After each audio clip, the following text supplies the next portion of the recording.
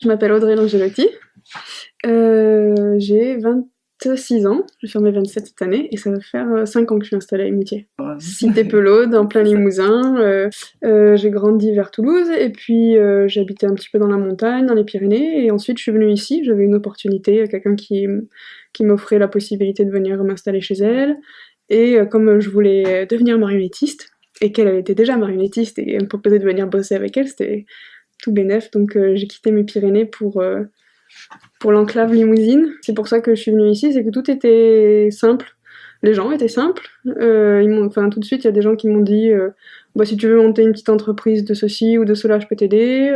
Voilà. Les marionnettes, en fait, j'ai pas spécialement poussé le bouchon ici. Un petit peu, on a fait avec la pote du coup quelques petits spectacles. Et en fait, assez vite, elle voulait avoir un deuxième enfant.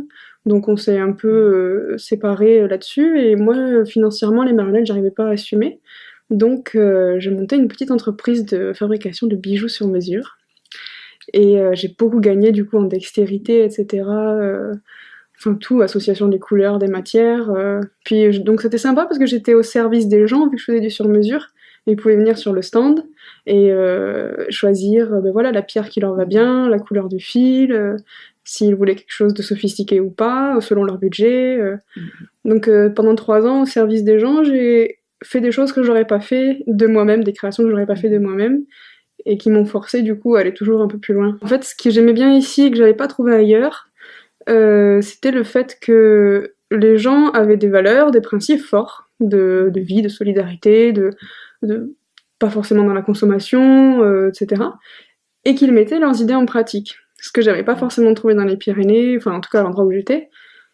Et donc voilà, c'était ça. Il y a donc la facilité, on va dire, du contact, par amour, par amitié. Enfin, il y a eu plein de choses qui m'ont poussée à venir ici. J'ai su très vite que c'était pas mon fort d'être en ville. J'ai toujours une grosse connexion à la nature, besoin de verdure, de boire de la bonne eau. Et puis j'aime le côté paysan. J'aime bien les gens rustiques. J'aime bien leur poésie. Ça m'a toujours touchée. Dans ton parcours, au final, t'es allée vivre dans les Pyrénées, t'avais monté une yacht, ouais. Pas de bêtises, ouais. Oui, c'est vrai que j'ai dû remettre un peu pas mal de principes, de choses fortes. Je pensais pas revenir dans une maison, clairement. Tirer la chasse, ça me plaisait plus. Appuyer sur un interrupteur pour avoir la lumière. Enfin, je trouvais ça un peu trop facile, un peu trop tout cuit, et que je trouve que ça nous j'avais compris que ça nous anesthésiait.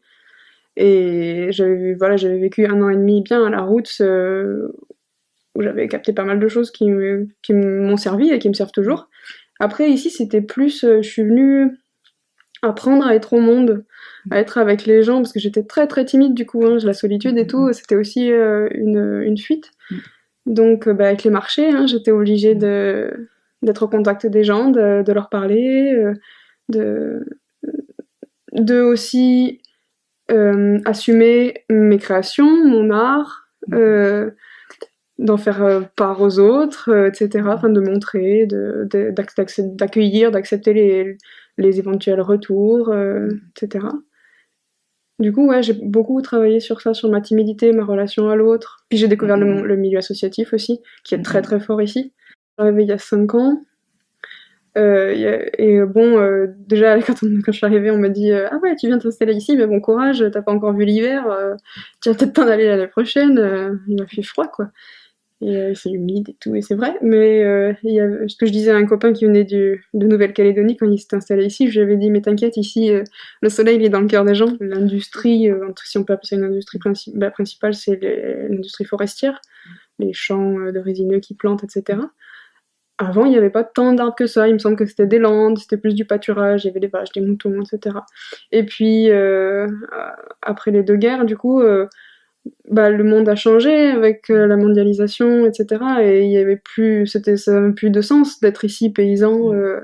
C'était vraiment difficile. Donc il y a beaucoup, beaucoup de gens, je crois que c'est les 2 tiers qui sont partis, beaucoup qui sont partis à Paris, enfin en ville, quoi, pour trouver du travail. Et qui ont commencé des gens qui étaient partis, qui sont revenus à leur retraite, dans le coin, parce par attache, par amour à cette région. Et beaucoup, je pense aussi, dans les années 70, des gens avec, qui soient hippies ou pas, enfin peu importe le nom, mais des gens qui voulaient expérimenter une nouvelle manière de vivre, et c'était un peu idéal, vu que c'était perdu, personne n'allait les embêter. Il y a eu une commune, ils ont repris un hameau, ils ont fait une commune libre, autogérée, ils ont dit allez le maire dehors, nous on va se gérer. Enfin, il y a quand même des expériences un peu extraordinaires qui se sont mises en place, quoi. Beaucoup d'expériences collectives, du coup, que ce soit de vie, de travail. En fait, si, on peut vivre à la campagne sans être complètement coupé du monde, surtout maintenant avec le net, avec le train, avec tous les moyens de locomotion qui sont vachement différents aussi. Donc c'est un peu plus accessible, la campagne. C'est moins difficile au niveau du quotidien. Et puis les gens plus de notre génération, 20, 30, 40, là, qui se disent j'ai envie de m'installer et de vivre différemment.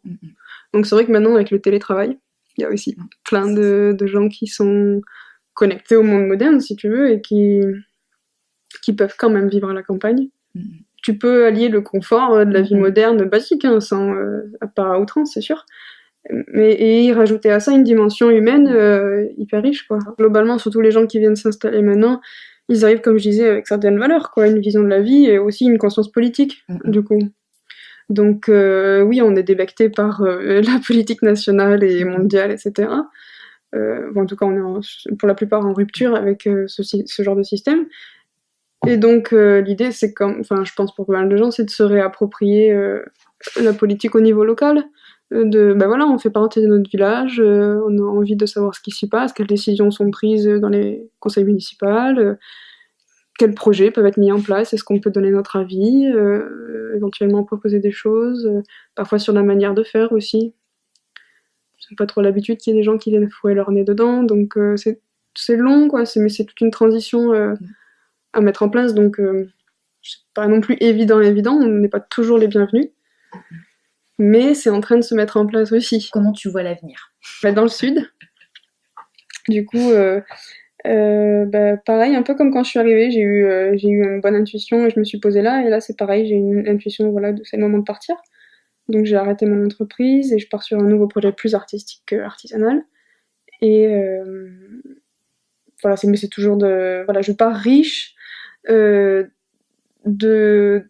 ce que j'ai appris ici, dans cette enclave un peu, dans ce microcosme alternatif, associatif, avec la mise en place concrète de nos idéaux, du faire ensemble, et puis de délirer aussi, de faire des choses festives pour le plaisir, intelligentes, mais où on s'amuse quand même, voilà. Donc je pars avec tout ça, et je vais l'amener ailleurs. C'est ça aussi, c'est de petites graines, après on se balade tous avec nos graines, et il suffit de trouver un petit coin de terre un peu fertile, et ça pousse.